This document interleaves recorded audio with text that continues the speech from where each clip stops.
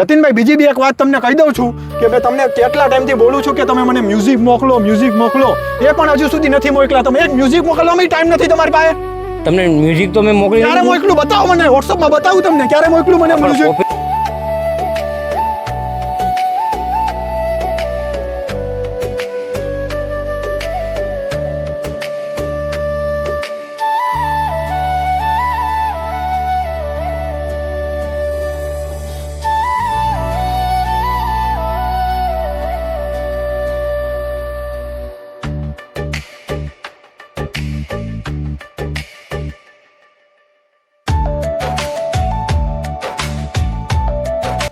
જય માતાજી, જય શ્રી કૃષ્ણ.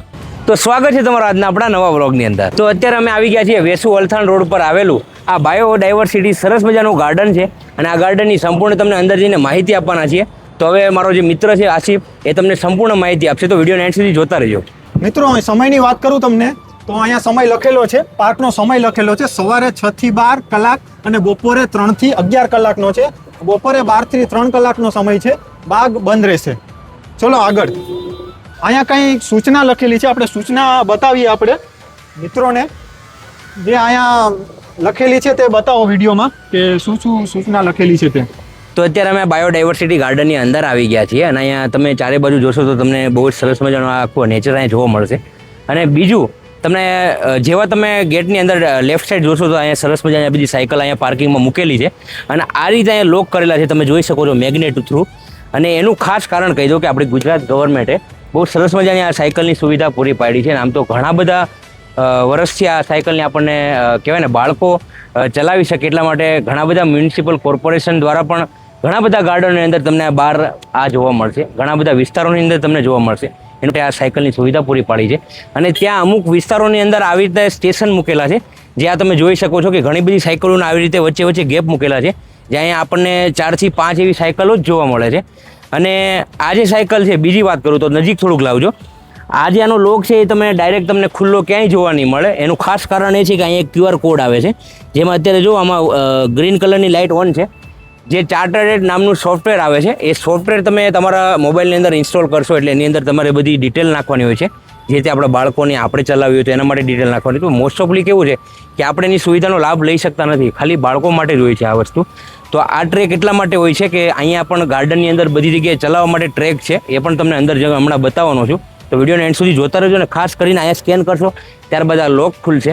અને કેવું છે કે એમાં પણ તમારે એનો ચાર્જિસ પે કરવાનો હોય છે. ચાર્જિસ પણ બહુ કહેવાય ને કે એકદમ નોર્મલ હોય છે, 5, 10, 15, 20, 25 જેવો ચાર્જ હોય છે. તો એ ચાર્જ પે કર્યા બાદ જ તમે આ સાયકલને ચલાવી શકશો. જતીનભાઈ આપણે અંદર આવી ગયા છે તો મને અહીંયા ફૂલ જોવા મળે છે, તો એ ફૂલ જોઈને મને એક સોંગ યાદ આવે છે, તો એ હું ગાઈ નાખું. ગાઈ નાખો. ફૂલ માંગુ બહાર માંગુ मैं तो सनम तेरा साथ मांगू, फूल मांगू ना बहार मांगू, मैं तो सनम तेरा साथ मांगू. મિત્રો આ સોંગ તમને કેવું લાગ્યું એ મને કમેન્ટમાં જરૂર બતાવજો, કારણ કે હું તો સિંગર નથી, પણ મને જેટલું આવડ્યું, જેટલું ગાયું મેં એટલું મેં ગાઈ નાખ્યું.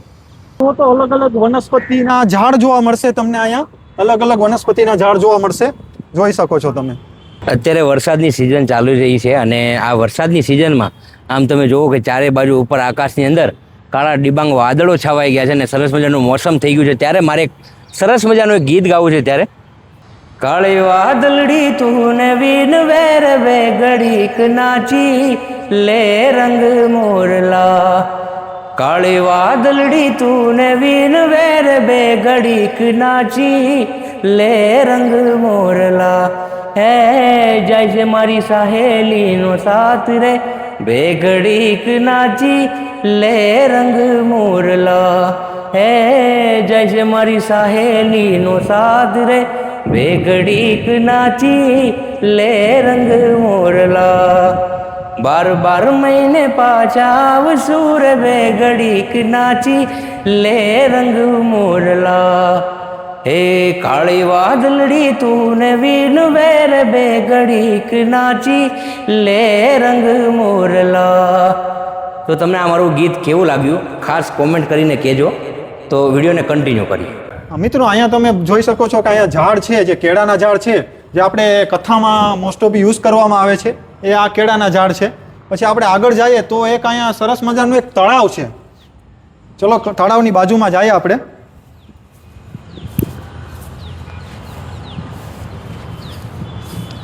તળાવ તો એમ નાનું છે જતીનભાઈ, પણ છે સારું એમ. જોઈ શકો તમે આખું તળાવ. જોઈ શકો છો કે અહીંયા કેબલનો બ્રિજ પણ બનાવેલો છે. એ બી આ મતલબ અહીંયા જે ગાર્ડન છે એમાં થોડું ડિફરન્ટ લુક આવે છે. અને બતાવજો તમે આ જે પાછળનો વ્યૂ છે એમાં આપણે ફોટોગ્રાફી માટે સૌથી બેસ્ટ વ્યૂ છે. એટલે ફોટો શૂટ કરવા હોય એ બી તમે પ્રી વેડિંગ જે શૂટ કરવા હોય પ્રી વેડિંગ બી તમે અહીંયા કરી શકો છો. એવું મસ્ત નજારો છે. સામે પણ આ જે બનાવેલું છે એમાં પણ એનો બી લુક સારો આવે છે. ત્યાં બી તમે પ્રી વેડિંગ વગેરે કે ફોટો શૂટ કરવો હોય તો કરી શકો છો. મને બહુ શોખ છે ફોટો પાડવાનો, એટલે હું અહીંયા ફોટો શૂટ કરવાનો છું ઘણી વાર.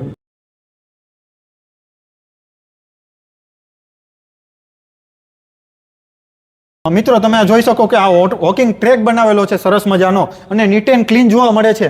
અહીંયા અર્લી મોર્નિંગમાં તમે અગર વોકિંગ કરવા આવો તો અર્લી મોર્નિંગનો જે નજારો હોય છે એ સૌથી બેસ્ટ માનવામાં આવે છે. જે તમે 6 થી 7 વાગે અગર તમે અહીંયા આવો છો મોર્નિંગમાં તો તમને પ્રોપરલી ઓક્સિજન પણ મળે છે, કારણ કે ઝાડવા પણ વધારે પડતા અહીંયા જોવા મળે છે. તો તમને અહીંયા ઓક્સિજન પણ જોવા મળે છે સારું એવું. મિત્રો અત્યારે અમે આવ્યા છીએ તો અમને અહીંયા પક્ષીઓ પણ જોવા મળે છે. જે નજારો તમને બહુ ઓછો જોવા મળે. પેલા બતાવજો કેમેરામાં જે અમને અત્યારે જોવા મળ્યો છે આ નજારો. જે તમે ઇવનિંગમાં આવો છો તો આ નજારો તમને જોવા મળશે. અહીંયા તમે જોઈ શકો છો મિત્રો કે આ વચ્ચોવચ્ચ જે શેડ બનાવેલો છે બેસવા માટેનો, તમે અહીંયા આરામ બી કરી શકો છો. મિત્રો અમે અત્યારે ગાર્ડનની અંદર તરફ આવી ગયા છે, અંદર એકદમ. તો સાઈડમાં અહીંયા તમને ફૂલો જોવા મળશે. ચલો આગળ જઈએ. આ બાજુ બી ફૂલો છે, આ બાજુ બી બતાવી દેજો ફૂલો.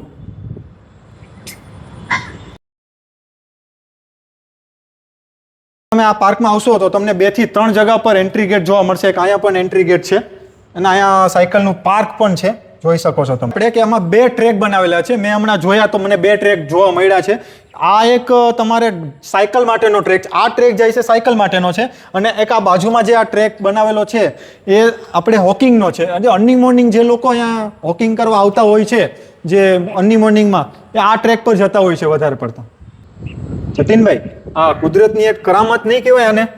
જોઈ શકો છો આ ડિઝાઇન તો જોવો આમાં. આમાં કોણ તમને ડિઝાઇન કરવા આવ્યું છે? અહીંયા કોણ ડિઝાઇન કરવા આવ્યું છે? અત્યારે વરસાદની સિઝન છે એટલે આપણે અંદર તો નહીં જઈ શકીએ, પણ અગર આપણે નોર્મલ દિવસમાં વરસાદ પછી આપણે અગર અહીંયા વિઝિટ કરીએ છીએ તો આપણે એક ખેતરમાં બેઠા હોય ને એવું ફીલ થશે તમને. જો એકદમ ઘાસ પણ વધારે છે એટલે એકદમ ખેતરમાં બેઠા હોય એવું ફીલ થશે આપણને.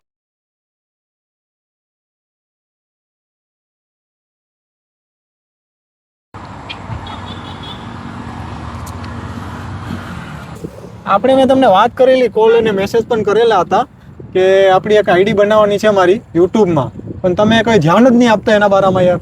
મેં ધ્યાન તો આપ્યું હતું, પછી ક્યાં બીજું ઓલું કરવાનું? મેં તમને ઓલું વાત નથી કરી કે ભાઈ આ રીતે ઓલું છે?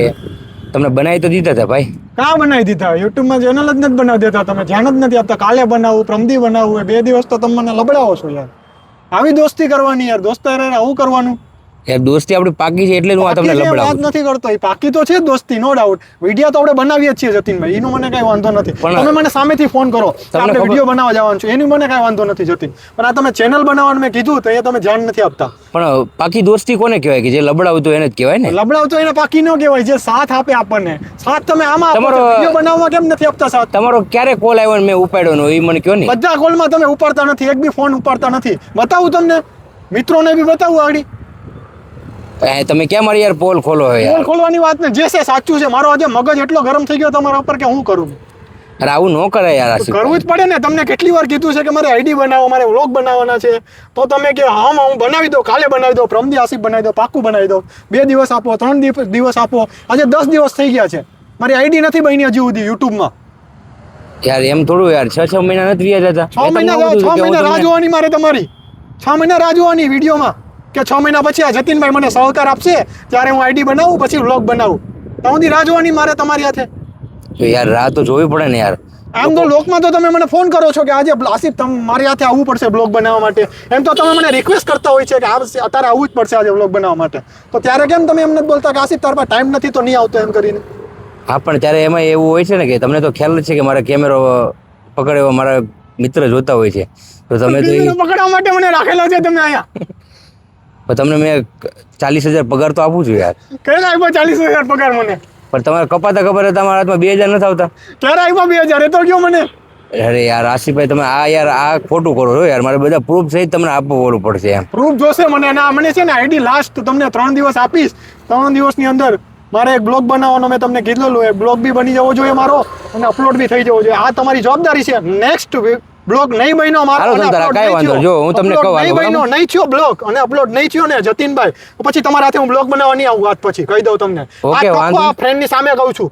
આ મને ગુસ્સો આવ્યો છે એટલે વાત કરું છું. આ તો મારે સોશિયલ મીડિયાના આવી રીતના ફ્રેન્ડ સાથે વાત ન કરાય. ના તો મને ગુસ્સો આવ્યો ને એટલે વાત કરી રહ્યો છું તમારી. હાલો, તમ તારી- પત્તી તૂટી જશે આપણી પછી. નહીં હા જો હું એમ કહું છું તમને કે તમારું એકાઉન્ટ અંદર હું ડિલીટ કરી નાખી બસ.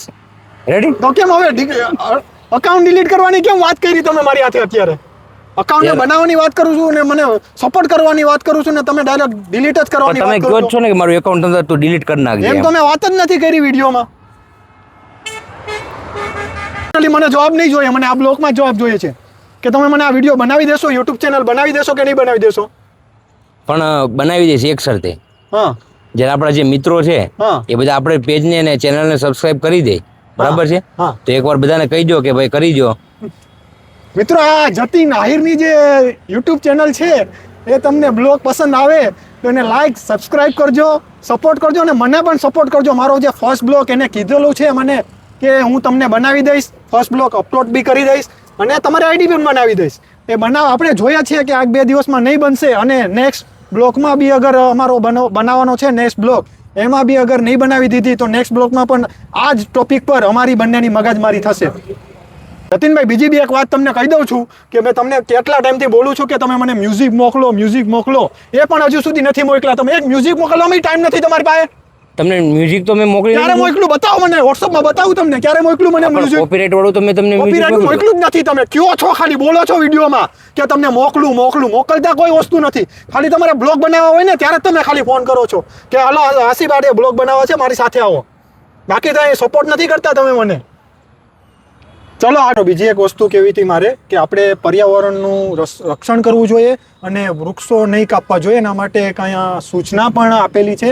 જે પાર્ક આપણા સોનું છે, જેની જાળવણી તથા સ્વચ્છતા રાખવી જવાબદારી આપણા સૌનું છે. આ વસ્તુ છે તો આ જ વસ્તુ મેં કહેવા માંગુ છું કે આપણે જેટલા વૃક્ષ વાવશું એટલો ફાયદો આપણને વધારે થશે.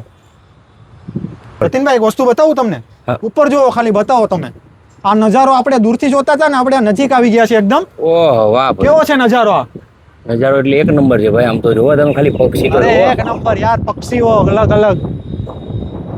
પણ આ દ્રશ્ય આપણને ભાગ્યે જ જોવા મળે હો ભાઈ. બહુ ઓછું જોવા મળે. આવા દ્રશ્યો તમને નહીં જોવા મળે, બહુ ઓછા જોવા મળશે. મિત્રો તમે અહીંયા જોઈ શકો છો કે અહીંયા સરસ મજાનો અહીંયા પણ એક શેડ બનાવેલો છે. એની સામે અહીંયા તમે અલગ અલગ એક્સરસાઇઝ કરવામાં સાધનો મૂકેલા છે. જે અર્લી મોર્નિંગમાં જે લોકો, મેં તમને કીધું ને કે અર્લી મોર્નિંગમાં જે લોકો અહીંયા આવે છે એક્સરસાઇઝ કરવા માટે આવે છે વધારે પડતા, તો અહીંયા સાધનો પણ મૂકેલા છે જે હું તમને કરીને બતાવું છું એકવાર. જો વોકિંગ કરવું હોય તમારે તો તમે આવી રીતના કરી શકો છો. આ વોકિંગ માટેનું છે. અને આપણે તમને ખબર જ છે કે કસરત કરવી એ શરીર માટે કેટલું ફાયદાકારક છે. હું તો જતીનભાઈ વ્યુઅર્સને તો કહું જ છું કે કસરત કરવી બહુ શરીર માટે બહુ જરૂરી છે. કેમ કે એક વસ્તુ છે કે તમને પણ કહું છું કેમ કે તમારી બોડી એકદમ હેવી છે. તો તમારા માટે કસરત એ બી મેઇન વસ્તુ, તમારા માટે ચાલવું એ બહુ જરૂરી છે. કારણ કે તમે 80 કિલોના છો, બરાબર? તો તમારે વજન ઓછો કરવો હોય કે બોડી ઘટાડવી હોય તો તમારે શું કરવું જોઈએ? કસરત કરવી જોઈએ કે નહીં? હવે રોજ તમે કસરત કરવા જજો. તમે હું કસરત કયો છો ને? હા, હું જ કરી એવું કસરત. જો તમે તમે જોજો તો બેસશો ને તૂટી ના જાય. પેલું એક હાથ ધ્યાન રાખજો, તૂટી ના જાય. હા, નહીં થાય તમારાથી કસરત નહીં થાય. તો જોવો તમે ખાલી. ઓહ, એ યાર આ તો જો હા, નહીં ઊંચું થાય. રહેતા જો એ. હા, રેવા તો દે, રેવા દે, અઘરું છે. જતીનભાઈ, કરતા નહીં. તૂટી જાય તો થોડું પ્રોબ્લેમ થશે યાર. ટ્રાય તો કરવો જો ભાઈ. અરે નહીં થશે તમારાથી, કસરત જ નહીં થશે ભાઈ. એટલે ભાઈ બોલો. ભાઈ અઘરું છે હો ભાઈ. આ તો નહીં બહુ થશે, અઘરું કામ કસરત કરે નહીં ભાઈ. થાય તમારાથી. તમે કસરત કરતા થાવ કે બોડી ઘટાડો યાર. આ જો હવે તમે ખાલી બાકા જીગી બોલે તો જ ઉડે તો જ. હા બેસી ના જાય નીચે ખાસ જોજો. આવું કરો છો તમે યાર. અરે યાર, એટલે આમ જ કરવાનું ને. હવે મને તમે કહેતા રહેજો. આમાં કાંઈ નહીં થાય, તમારું વજન નહીં ઉતરે આમાં આમ કરવાથી. તમારે છે યાર, ને જીમમાં જવું પડશે કસરત કરવા માટે. જીમમાં જવું પડશે એમ? રોજ જ જવું પડશે, રોજ જ. એટલે આમાંથી કઈ મેળ નહીં પડે. આમાં તમારો તો કાંઈ મેળ જ નહીં પડે. આમાં તો સાધનો તૂટશે અમુક ને, આમાં અગર કસરત કરશો તો તમે. તારી એ વાત સાચી હો. હવે જોવો તમે ખાલી અહીંયા આવો. હા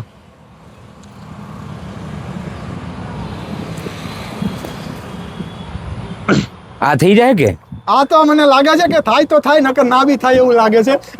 જોજો તૂટે નહીં, બીજું કાંઈ વાંધો નહીં, કસરત તો ના જોવો તમે થાય. ખાલી ઓ હે 150 ની સ્પીડે ઉડવું હો તમે તો. 150 ની સ્પીડે ઉડે તો જ હા. આવી રોજ કસરત કરો તો તમારું વજન ના ઘટી જાય યાર. ઓ હે ઓ ગરમી ચડી ગયા જતીનભાઈ તમને અત્યારે યાર. ગરમી ચડે તો જ શરીર ઉતરે ને. તમે મારું માન મતલબ મારું માન રાખ્યું એમ, મેં કીધું એટલે કસરત કરી તમે. કરવી જ પડે ને યાર.